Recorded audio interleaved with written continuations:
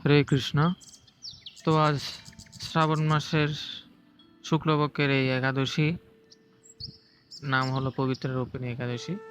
তো আমরা এই ব্রতের মাহাত্ম্য শ্রবণ করব। তো চলুন শুরু করি। একদিন মহারাজ যুধিষ্ঠির ভগবান শ্রীকৃষ্ণকে জিজ্ঞাসা করলেন, হে প্রভু, শ্রাবণ মাসের শুক্লপক্ষের একাদশীর নাম কি, তা কৃপা করে আমাকে বলুন। শ্রীকৃষ্ণ বললেন, হে মহারাজ, এখন আমি সেই পবিত্র ব্রত মাহাত্ম্য বর্ণনা করছি। মনোযোগ দিয়ে তা শ্রবণ করুন, যা শোনা মাত্রই বাজপেয় যজ্ঞের ফল লাভ হয়। প্রাচীনকালে দাপর যুগের শুরুতে মহিজিৎ নামে এক বিখ্যাত রাজা ছিলেন। তিনি মহিষ্মতি নগরে রাজত্ব করতেন। কিন্তু দুঃখের বিষয় এই যে তার মনে বিন্দুমাত্র সুখ শান্তি ছিল না, কেননা তিনি ছিলেন অপুত্রক। পুত্রহীনের ইহলোক পরলোক কোথাও সুখ হয় না। এইরূপ চিন্তা করতে করতে বহুদিন কেটে গেল, কিন্তু তবুও পুত্রসুখ দর্শনে রাজা বঞ্চিতই রইলেন। নিজেকে অত্যন্ত দুর্ভাগা মনে করে রাজা চিন্তাগ্রস্ত হলেন। প্রজাদের সামনে গিয়ে বলতে লাগলেন, হে প্রজাবৃন্দ, তোমরা শোনো, আমি এই জন্মে তো কোনো পাপ কাজ করিনি, অন্যায়ভাবে আমার রাজকোষ বৃদ্ধি করিনি, ব্রাহ্মণ বা দেবতাদের সম্পদ কখনো গ্রহণ করিনি, উপরন্তু প্রজাদেরকে পুত্রের মতো পালন করেছি, ধর্ম অনুযায়ী পৃথিবী শাসন করেছি, দুষ্টদের যথানুরূপ দণ্ড দিয়েছি, সজ্জন ব্যক্তিদের যথাযোগ্য সম্মান করতেও কখনো অবহেলা করিনি।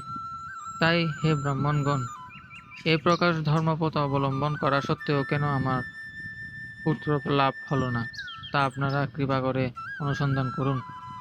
রাজার এই প্রকার কাতর উক্তি শ্রবণে ব্যথিত রাজভক্ত পুরোহিত ব্রাহ্মণগণ রাজার মঙ্গলের জন্য গভীর বনে ত্রিকালজ্ঞ মুনির কাছে যেতে মনস্থ করলেন। বনের মধ্যে ঋষিদের আশ্রম সকল দেখতে দেখতে তারা এক মুনির সন্ধান পেলেন। তিনি দীর্ঘায়ু, নিরোগ, নিরাহারে ঘোর তপস্যায় মগ্ন ছিলেন। সর্বশাস্ত্র বিশারদ, ধর্মতত্ত্বজ্ঞ ও ত্রিকালজ্ঞ সেই মহামুনি লোমশ নামে পরিচিত। ব্রহ্মার এক কল্প অতিবাহিত হলে মুনিবরের গায়ের একটি লোম পরিত্যক্ত হতো। এই কারণে এই মহামুনির নাম লোমশ। তাকে দেখে সকলে ধন্য হলেন।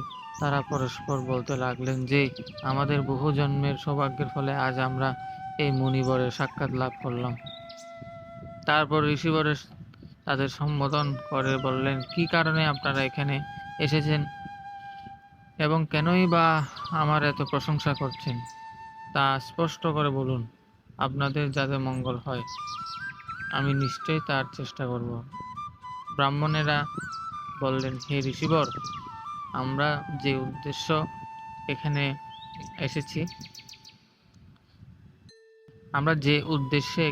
এসেছি আপনি তা কৃপা করে শুনুন। এই পৃথিবীতে আপনার মতো শ্রেষ্ঠ ব্যক্তি আর কোথাও নেই। মহিজিৎ নামে এক রাজা নিঃসন্তান হওয়ায় অতি দুঃখে দিন যাপন করছে। আমরা তার প্রজা, তিনি আমাদেরকে পুত্রের মতো পালন করেন, কিন্তু তিনি পুত্রহীন বলে আমরাও সবাই মর্মাহত। তার দুঃখ দূর করতে আমরা এই বনে প্রবেশ করেছি। হে ব্রাহ্মণ শ্রেষ্ঠ, রাজা যাতে পুত্রের মুখ দর্শন করতে পারেন, কৃপা করে তার কোনো উপায় আমাদের বলুন। তাদের কথা শুনে মুনিবর ধ্যানমগ্ন হলেন। কিছু সময় পরে রাজার পূর্বজন্মা বৃত্তান্ত বলতে লাগলেন। এই রাজা পূর্বজন্মে এক দরিদ্র বৈশ্য ছিলেন। একবার তিনি একটি অন্যায় কার্য করে ফেলেন। ব্যবসা করবার জন্য তিনি এক গ্রাম থেকে অন্য গ্রামে যাতায়াত করতেন। এক সময় জ্যৈষ্ঠ মাসে শুক্লপক্ষের দশমীর দিনে কোথাও যাওয়ার পথে তিনি অত্যন্ত তৃষ্ণার্ত হয়ে পড়েন। গ্রাম প্রান্তে একটি জলাশয় তিনি দেখতে পান। সেখানে জল পানের জন্য যান। একটি গাভী ও তার বাছুর সেখানে জলপান করছিল। তাদেরকে তাড়িয়ে দিয়ে তিনি নিজেই জলপান করতে লাগলেন।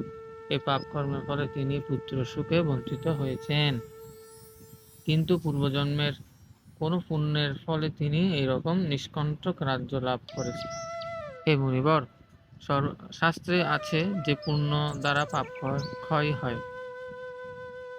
তাই আপনি এমন একটি পুণ্য ব্রতের উপদেশ করুন যাতে তার প্রারব্ধ পাপ দূর হয় এবং আপনার অনুগ্রহে তিনি পুত্র সন্তান লাভ করতে পারেন।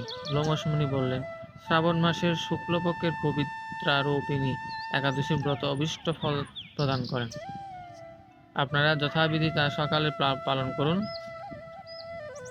লোমশ মুনির উপদেশ শুনে আনন্দচিত্তে গৃহে প্রত্যাবর্তন করে তারা রাজাকে সে সকল কথা জানালেন। তারপর সকলে মিলে মুনির নির্দেশ অনুসারে ব্রত পালন করলেন। তাদের সকলের পুণ্যফল রাজাকে প্রদান করলেন।